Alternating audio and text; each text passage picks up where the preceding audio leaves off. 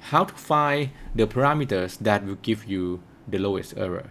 The way to do that can be done by using calculus, right? Using calculus to find the lowest point of the function, right? How can you find the lowest point of the function in calculus? Any suggestions? Because you just learned it last years, right? But for me, it's like 20 years ago. So how can I find the lowest point of the equation? The maxima and minima. Correct. You have to differentiate it, right? You have to calculate the differentiation of the function and set it to 0, right, to get the maxima, right, where the change is 0. Correct. So we want to find this point. This point would be the point that have lowest error. That means optimal parameters. Should I derive that for you guys? Yeah, probably. So let me switch to this mode.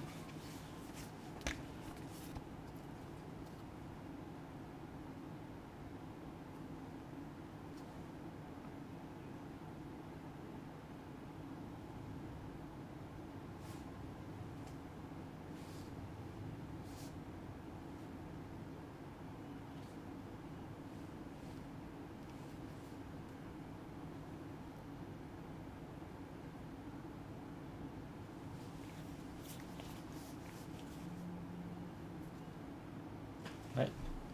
So what I should do here is to share the screen, share the content. I need to be host first. Let me switch host.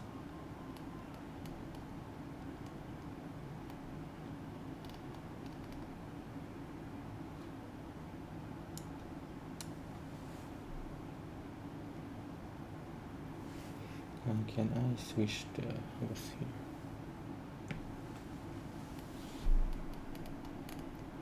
Right.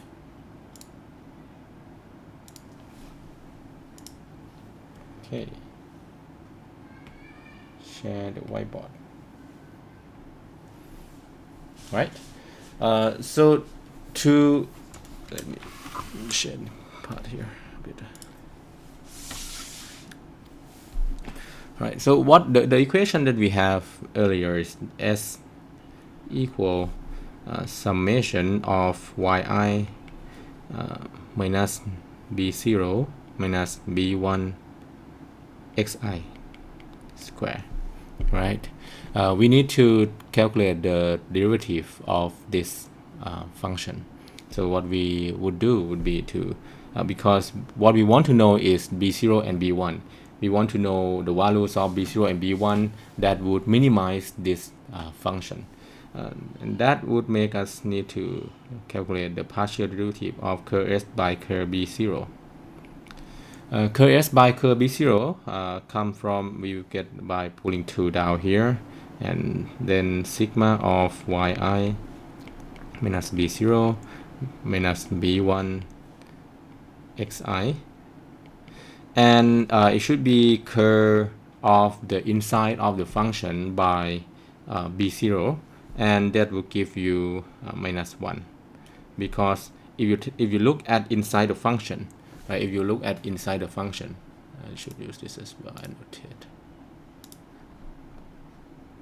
Right? If you look inside the function here, you see that?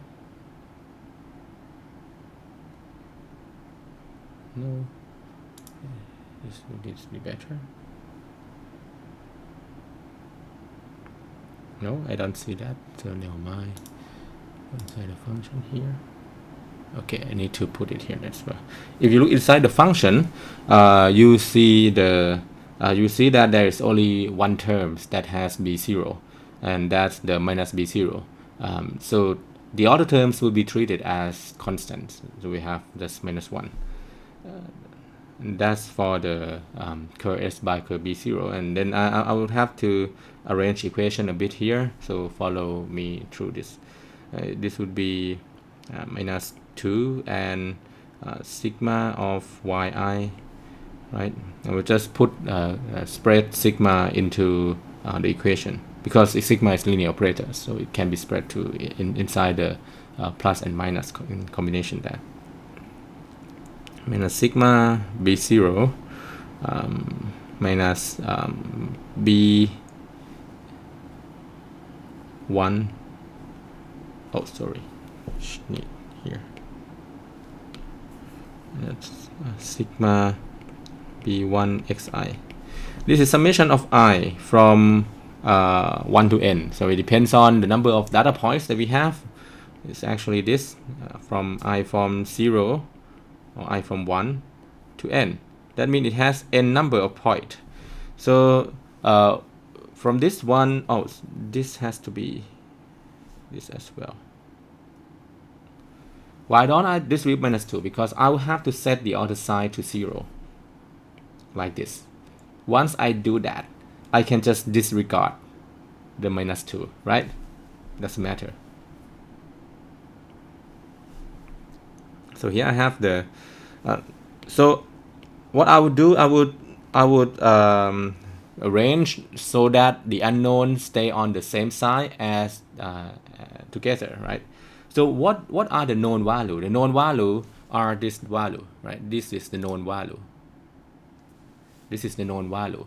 We know this value because we got it from the data. That means I will move that to the other side. Got this sigma I of yi, and move the other to the other side. The sign will change from minus to plus. That means here I will have so note a bit here that this value is the summation of b0 n time is n b0. So I will write it like this. This is n, constant, and b0. And the summation of xi plus the summation of xi multiplied by b1. Okay. Okay, we got question here. Oh no, it's the same one. Okay, thank you. Right, so this will be the first equation, two unknown. Then we'll do the same things for b1. I'll derive curl S by curl b1 and give me 2 sigma of yi minus b0 minus b1 xi, and derivative of the inside here, only this term contains b1. That means the rest will be treated as constants, and we got only minus xi remaining, right? Minus xi. Right. Okay. Now set the other side to 0. Now, but you can see here that I cannot move xi out of sigma. Xi contains I, right? It contains index. So what I can do is to multiply xi into the equation, but I can move minus to the 2. So I have the same minus 2 to remove later on. So I will multiply xi into the equation. That means I will get the sigma of xi yi and minus b0 sigma of xi and minus b1 sigma of xi square. Xi square come from xi multiplied with xi, right? Come from this term multiplying with this term, right? So after we got this, we do the same thing, right? We remove minus 2 out and arrange the equation so the known value are in the same side. And what are the known values? X and y, right? We know xi and yi. Those are the data points. We don't know parameters. We don't know here we do not know b0 and b1. So I will just arrange everything as is. just like that. So I'll move sigma xi yi to the actually I'll move the other two to the other side. That's why I got this one, sigma xi and yi on this side, positive value, at least positive sign. The value is positive, I don't know. And move the 2 here into the other side so that I get like positive coefficient. In that I'll get this sigma xi and b0 plus sigma xi square and b1. Right, now 2 equations, 2 unknown. To solve this, what I can do is to form it as the using this is the second equation. There, I can use row elimination and Otter's technique to do that, but I usually for this I used to use Cramer's rules that you learn in calculus as well.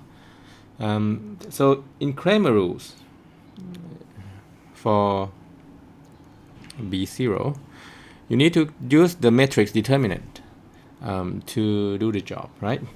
So the denominator will be the coefficient. This is n.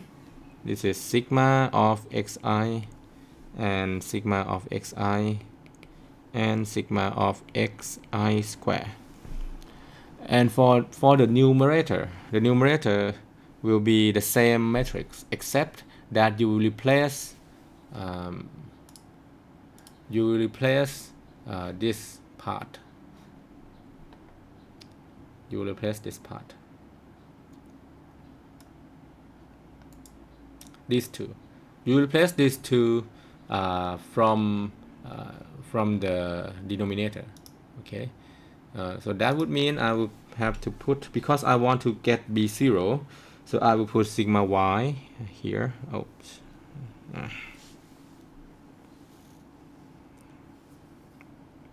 Sigma yi and sigma xi yi. This would be sigma xi square. Right. So although it looks complicated, but these are just numbers, right? In calculation, it's not just number from x value and from y value. So it's a basic determinant. In this form, I can multiply it down to get the sigma xi square, sigma yi minus sigma xi, sigma xi yi divided by n sigma xi square minus sigma xi square. So this is B0, and you can calculate B0 using these values, this formula. Okay, so this is how the formula of linear regression comes from, and it has been used in other programs like Excel and other things, right? Can do the same thing with B1. Okay, for B1, this would be a bit easier because let me change this a bit. Because we already know this is B0. B1 we already know the denominator. So numerator here would be n and sigma xi. On the and the other row would be the sigma yi and sigma xi yi divided by, I don't want to write that. Oh well, yeah, do that. Minus sigma xi square. Right. Then we can get this. B1 would be multiplied down.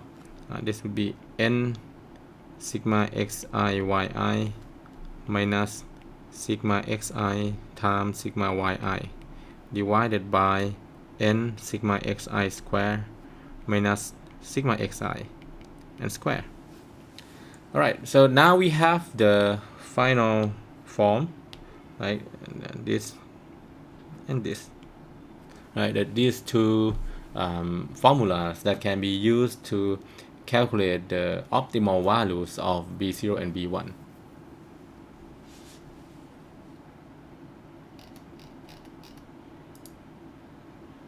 Okay, let me switch the host back. Oh, I have to do it here. Let me switch the host back to the one. Right.